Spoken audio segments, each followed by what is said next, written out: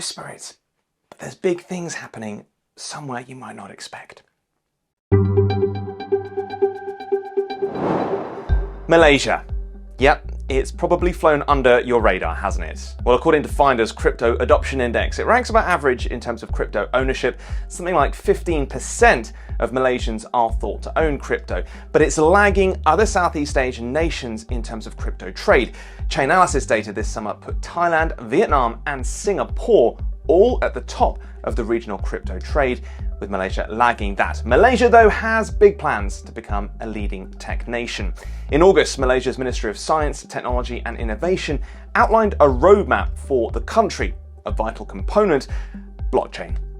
The government has just witnessed a Memorandum of Understanding, or MOU, on a key element of that roadmap. That is the development of a national public blockchain. So let's take a closer look at what's going on in Malaysia with Henry Chong. He is CEO of Malaysian Securities Exchange, Fusang. Henry, very interesting stuff happening in Malaysia. What do you think the thinking is behind the country looking at this national public blockchain as distinct from anything else that's potentially available to investors, but also to consumers there as well? A national public blockchain infrastructure is something that a lot of countries, especially China, are looking at in terms of how can I provide a base layer so that other people can build services on top. So in this particular case, it's still the MOU stage, details need to be worked out, but really looking at how I can store things like trade data more than financial data. But to me, the most important takeaway is that Malaysia as a country is starting to look at how they can use foundational blockchain infrastructure as a country. This MOU and this project is just one of these pieces. A lot of things like the CBDC and how exactly things like identity are going to get integrated into the blockchain, still to come. But again, to me, the most important thing is that as a country, they've said, look, blockchain technology makes sense in certain use cases. It's the future we need to start exploring today. Now, Malaysia isn't a country we often talk about in crypto. The Philippines regularly comes up, Singapore obviously leading the way in terms of regulation in particular at the moment, while on the other side, China has pretty much outright banned crypto. Where does Malaysia sit on that spectrum in terms of both attitudes among investors and consumers, as well as how wary regulators and lawmakers are about potential threats?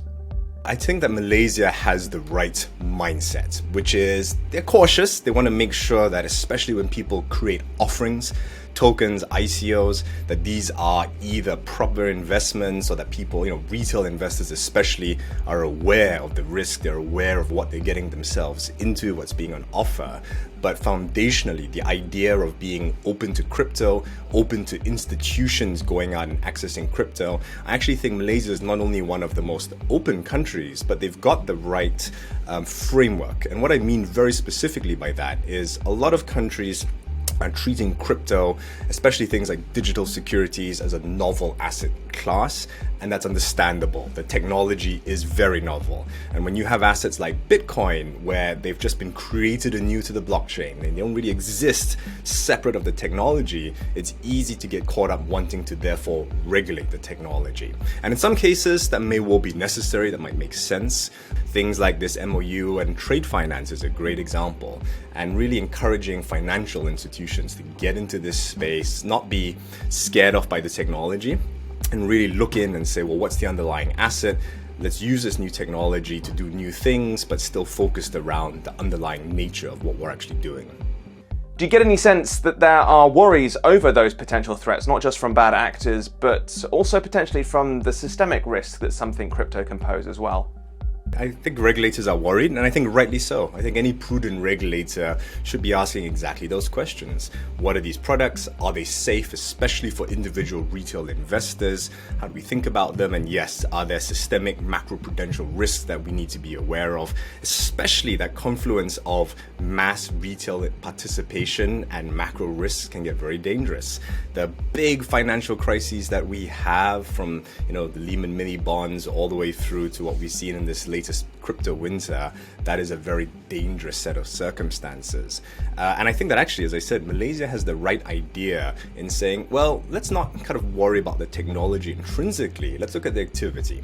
So if people are basically lending money out to these pools, making double-digit interest rates, maybe we should look at the underlying. How does the collateral work? Is this safe or not? Is this just a good idea? Never mind the technology. Conversely, and people are starting to use tokens to wrap kind of very traditional looking investments. These could be securities like shares, bonds, funds, but something that Malaysia is really focusing on generally as a country is Islamic finance, right? Things like sukuks. Can I use tokens to just more efficiently represent sukuks? It still looks like Malaysia then is playing catch up in a lot of ways, though when it comes to international companies looking at jurisdictions, in particular in ASEAN, looking at Malaysia, maybe considering what's going on there, where does the country have an edge?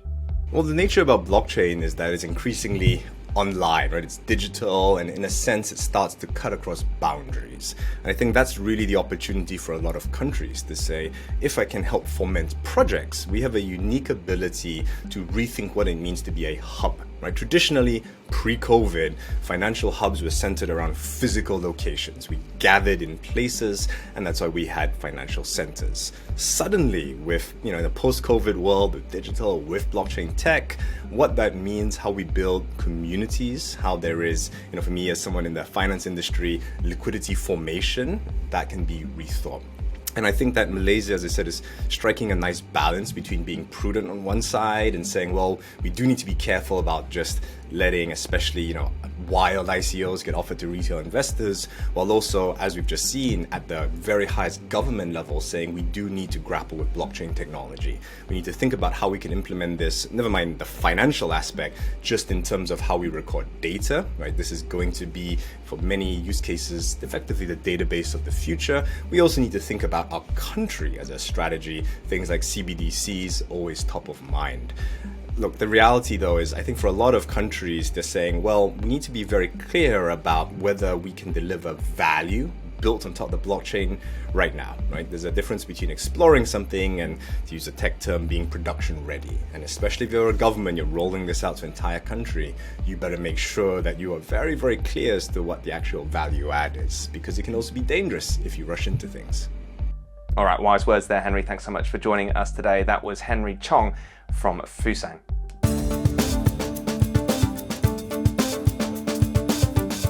There's a growing number of voices talking about crypto markets bottoming out. Yes, you heard that right. But are we getting ahead of ourselves, or is it time to brace for a rally? And how high could things ultimately go?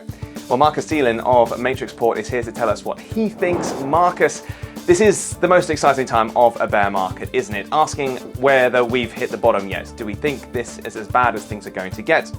A lot of hedge funds, by their very nature, perhaps are predisposed towards calling bottoms as soon as they possibly can, but there does seem to be plenty of risk still out there, certainly as far as interest rates are concerned, and the broader macro environment as well.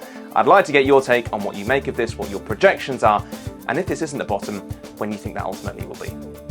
You make the most money when markets, of course, turning. So that's why I think a lot of people are trying to pick the bottom here and there. And that's why it's really important. And with, I think with appropriate stop loss and risk management, it's probably a good time to kind of call for the bottom here. And I think a lot of experts have been trying to do this over the last few months, but I think we have more and more evidence this might be in the cards now, right? So number one, of course, the US economy seems to be slowing. Some people argue that, of course, the strong labor market growth that we, heard again last month from last week's data release is a sign that the US is still very strong, but I would argue that it's actually a negative sign because the labor participation rate goes actually up. And I think that's, combined with what we have seen over the last few months. For example, the ISM manufacturing index has been going down. So the new orders, the forward-looking indicator, has been in contraction in 3 out of the last 4 months. And I think last but not least, we're hearing from companies. We heard from Nike that inventory levels are extremely high. So the consumer is definitely, not really, being as strong as I think a lot of, the Fed members seem to project. And I think we're coming now closer and closer to the midterm election. So I can imagine that the Fed is going to turn a little bit on the pause. They're going to slow down the rate hiking cycle. And I think this can really give crypto markets and risk assets a breathing ground. So I think now it's really a good time to really look for the bottom and really, start to position yourself for it. So hedge fund boss Mark Yusko was talking about what he calls a face melter of a crypto rally to come. It sounds like he's incredibly bullish on crypto in general after this bottoming out. I'm curious about how high you see crypto prices in general going, but also where you see the share of crypto going. A lot of people had said that Bitcoin has had its time, and whilst it may ultimately go up still, actually its share will end up decreasing in comparison to other digital assets, and maybe those are the ones that you're going to see better returns on going forwards. So there's of course institutional adoption, which I think still continues. There's every day we're having discussions with some of our institutional clients. They're allocating, they're building research teams, they're building their IT infrastructure in the background. And on the other aspect is of course we just had the merge, the ETH merge. That's of course making everything, preparing everything to make everything cheaper for the transaction. And I think we have to really look very carefully, what are the use cases with a much cheaper, transactional cost. But of course, Bitcoin I think has really like a special place for a lot of people because it's limited supply. And I think there's always like the institutional demand for having an asset that has really like a fixed supply. The other aspect of course is right now we are a little bit stuck at this 20,000 level in Bitcoin because there is a lot of hedging going on from Bitcoin miners. But I think the exciting story is really going forward on Ethereum. So you can generate something like 5 to 6% in staking of Ethereum, and I think there is a lot of demand for this, especially institutions. They're just looking at this as a yielding asset, and I think it's just really nice when you see every day that you stake ETH just keeps increasing. I mean, this is much faster than of course interest rates than you get in the traditional finance market. So a lot of stuff is happening, and I think that makes myself and my colleagues here quite constructive on the market.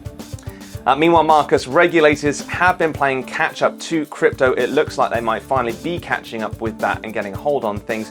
Do you think institutions are going to be concerned about regulators overstepping the mark and potentially holding things back? And how do you think the risk-taking element of institutional exposure is going to be gauged internally as well as by governments and authorities?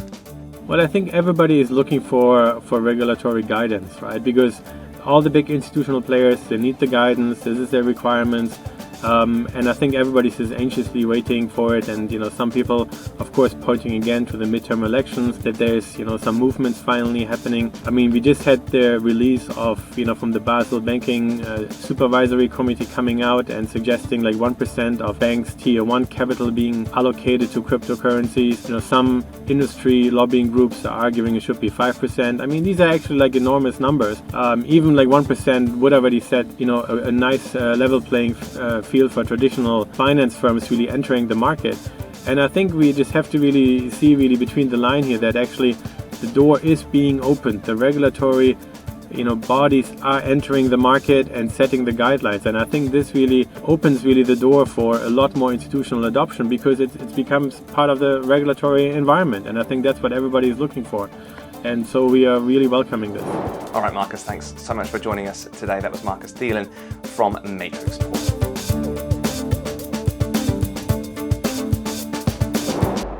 All right, that's it from us. Like and subscribe to this video for more content like it, and let us know your thoughts on what's happening down below in the comments.